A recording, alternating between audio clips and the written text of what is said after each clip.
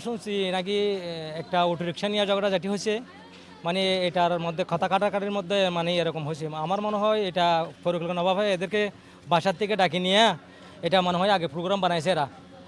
এ আসবে এখানে ঢুকে এরাই মারবো, মারার সাথে এভাবে মারবা যেন বাঁচি না থাকে, এভাবে একটা পরিকল্পনা সাজাইছে এদেরকে। আয় এত মানুষের গরু ধরে না যায় আর ফোন জানি এত বাসি বেক্ষণে জানে আয় মানুষের গরু ধরে না যায় তো তোর তো বাইর নয় আয় ফাঁসি চাই বাপুর স্বজনের ফাঁসি চাই আয় তারা বাপুর স্বজন আছে তো আর বাপুর স্বজনের ফাঁসি চাই ফাঁসি রে। আর জবার উঠতে না ভাই মারাতে চলো তোরা ক্যামেরা আছে তোরা শুধু মারাতে পারতো রে ডাকিলে যাই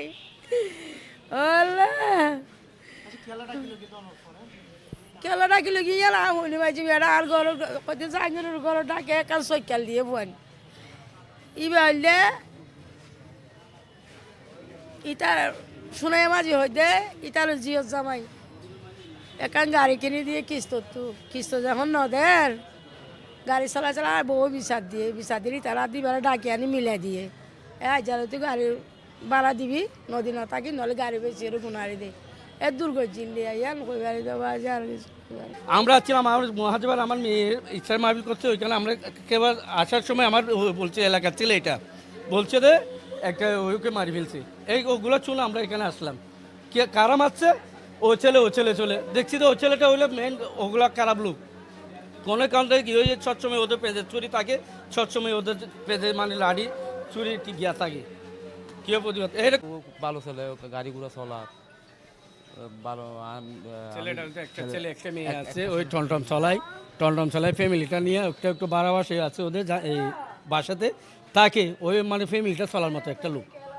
খারাপ লোকে খারাপ চিন্তা কোনো ব্যাপার কি ছিল না, ওটা মনে হয় পরিকল্পনা একটা সেন্ডিকেট করে ওদের মারা হইতো। আমার মন সন্দেহ লাগছে ওইটা, আমার জানার মতো এরকম দ্বন্দ্ব ছিল না। ও গরিব ছেলে ওটা দ্বন্দ্ব কীভাবে থাকবে? যারা মাত্র ওটা এমনি এমনি সন্ত্রাস, এই ইসলামপুর এলাকায় ওরাও এমনি সন্ত্রাস ছেলে, ওদের দুই একটা মামলাই আছে, পুলিশে ওদের ধরতো না। ওই যে বর্মিয়া লোক বার্মিস ওগুলা এটা ঘটনা করে ক্যাম্পে চলে যাবে, কে এখানে প্রতিবাদ করলে ওদের কিডন্যাপ করে গিয়া করে এরকম লোক বছর দিচ্ছে আমাদের এলাকায় লোক, আমাদের এলাকায় লোকেরা বছর আশ্রয় দিচ্ছে, ওদের কে প্রতিবাদ করবেন? আমি এখন করছি আমার রাতকে আমার বাসা যাবে আমার কি মেরে ফেলবে, ওইটাই আমার গিয়া নাই, নিশ্চয়তা নেই। এটা আর কি বলবেন? ও ছেলেটা গরিব ছেলে, মা কাঁদছে, একটা ছেলে আছে, একটা ছোটো একটা মেয়ে আছে, একটা ছেলে আছে। ও ছেলেটা কি এখন ওর আশ্রয়টা কে নেবে? ওর ছেলেটার দায়িত্বটা কে নেবে?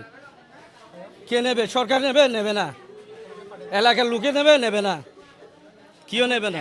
এটা হচ্ছে আপনার হয় কারো অর্ডারে, আর নাহি তো ওর আনোয়ারের একটা বিচারের বিষয়ে বড় ভাইয়ের কাছে একটা বিচার আসছিল, ওর ওয়াইফ বিচার দিয়েছিল। দেন হচ্ছে যে বিচারটা গাড়ির বিষয়, একটা মিশুকের গাড়ি, যে ওর ওয়াইফে ঠিকমতো 12,000 দিচ্ছিল না, গাড়ি কিস্তিতে নেওয়া, লোনে নেওয়া, ভাইয়া টাকাটা দিতেছে না, আমার হাজব্যান্ড থেকে গাড়িটা রেখে দেন, আমি গাড়ি বিক্রি করে হলেও লোন দিব, এই ধরনের একটা বিচার ভাইয়ের কাছে গেছিলো। তো ভাইয়া আবার গাড়ি আটকে ওদের সহ আইনে ওর ওয়াইফে ডেকে এনে তুই গাড়ি ভাড়া ঠিকমতো দিবি, বাসায় সবসময় থাকবি, মানে বোর যেটা কিস্তি আছে এটা তুই চালাবি, আর না হয় গাড়ি বিক্রি করে তোর বোরের টাকাটা বুঝাই দে।